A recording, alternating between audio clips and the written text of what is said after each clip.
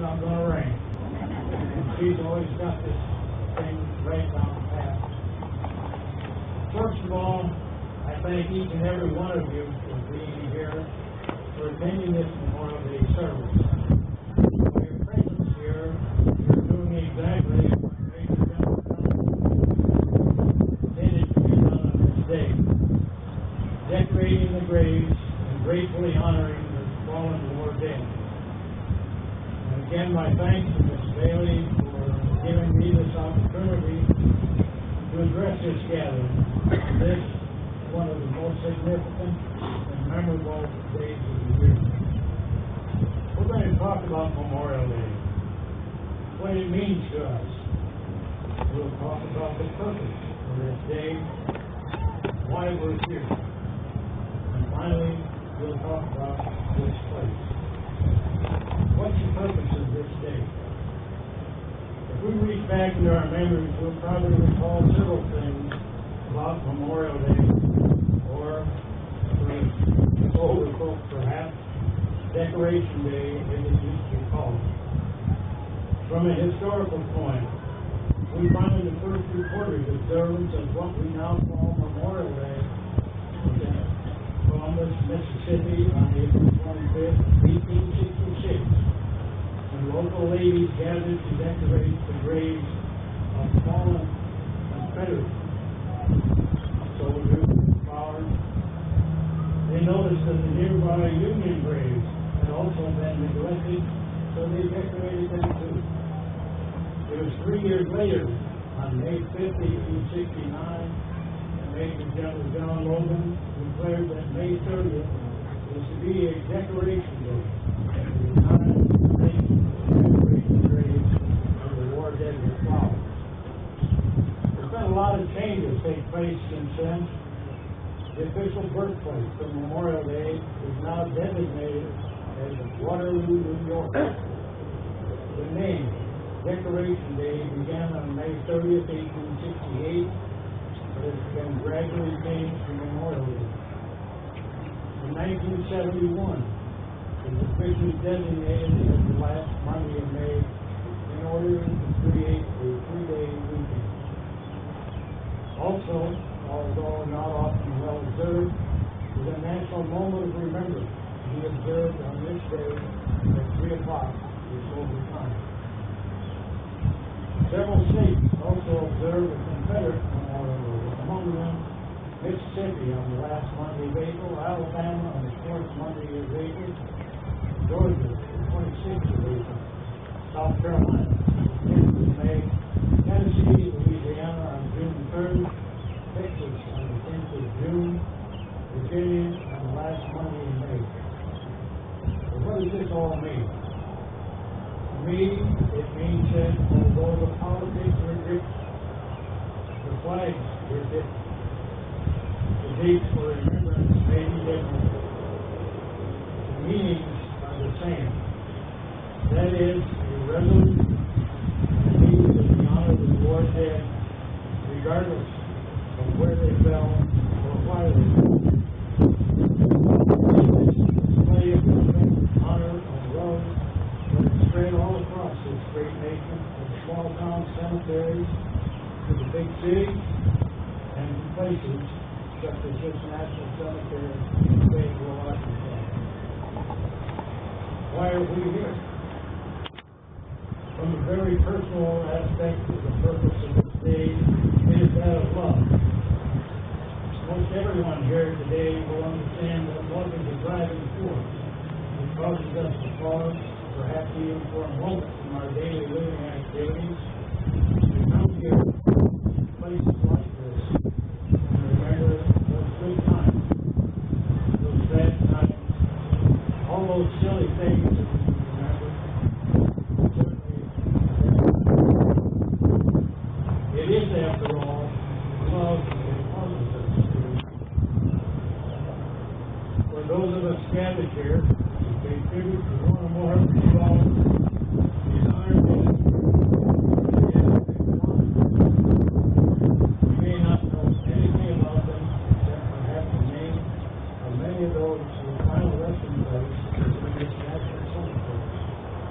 But we serve their country honorably and well. We come here to mourn, perhaps not only on this day, but this holiday place. Whenever we might think of such a person who rests here, among his or her comrades in arms, we may come to feel alone in our thoughts. Very moving poem written by his own era, titled of His Life. I'll read only the first 10 verses.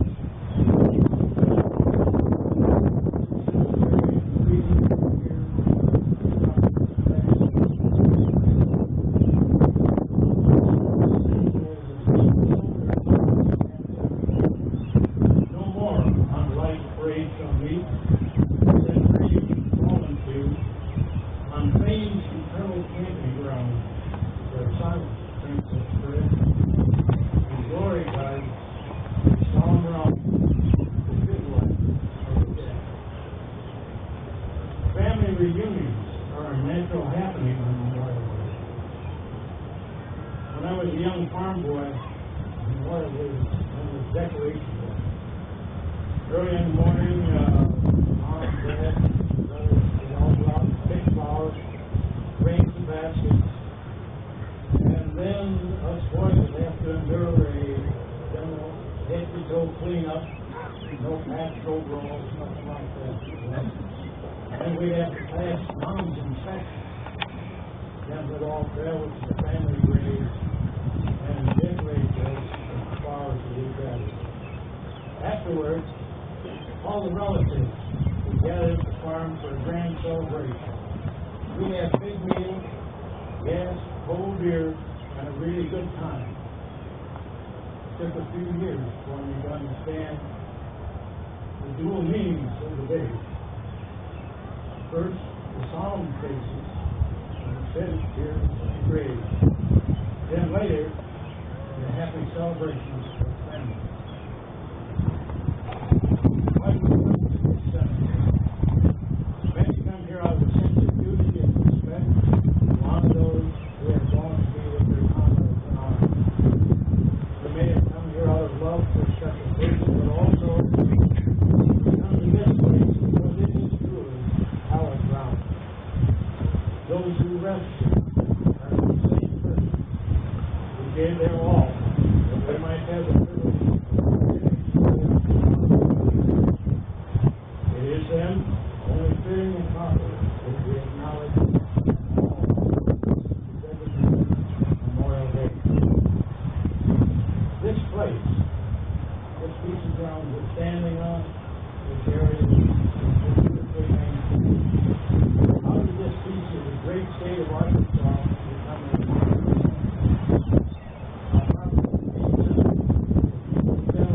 said already, big barrel. They need to hear it twice. Okay. We have to go back to the early 1860s when President Abraham Lincoln signed legislation that established national cemeteries. As he said, for the soldiers who shall die in the service of their country. Little would he know what would be happening in just a few short years. By 1870, nearly 300,000 Civil War veterans would be reinterred in 73 federal cemeteries across this great nation, including 1,975 in the Fayetteville National Cemetery, and 800 remain unknown. This national cemetery began with the purchase of 5 acres of the Walker family for a price of $500. First burial was 1867. Since that initial purchase of land, several acquisitions were taking place.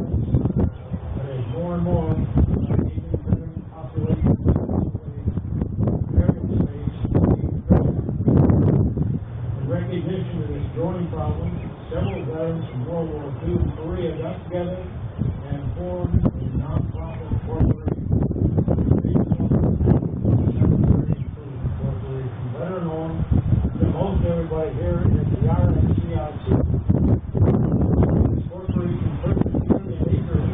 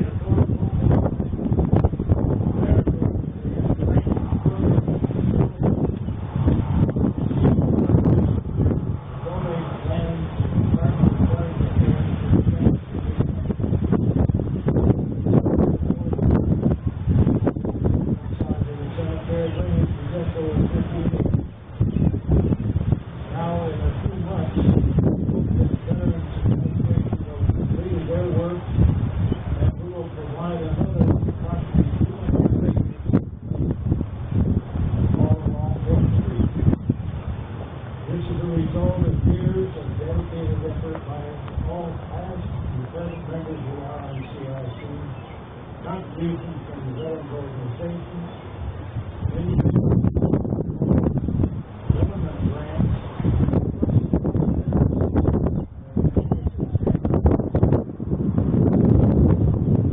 now, we're going to leave you with this thought. We all must stop for a moment and remember why it is we gather here every Memorial Day, and why it is so important that we continue to give recognition to these every single war day. We must also give thanks to the Almighty and continue to pray for all of our servicemen and women, wherever they might be in this great earth, that none of them will have perished or served in vain,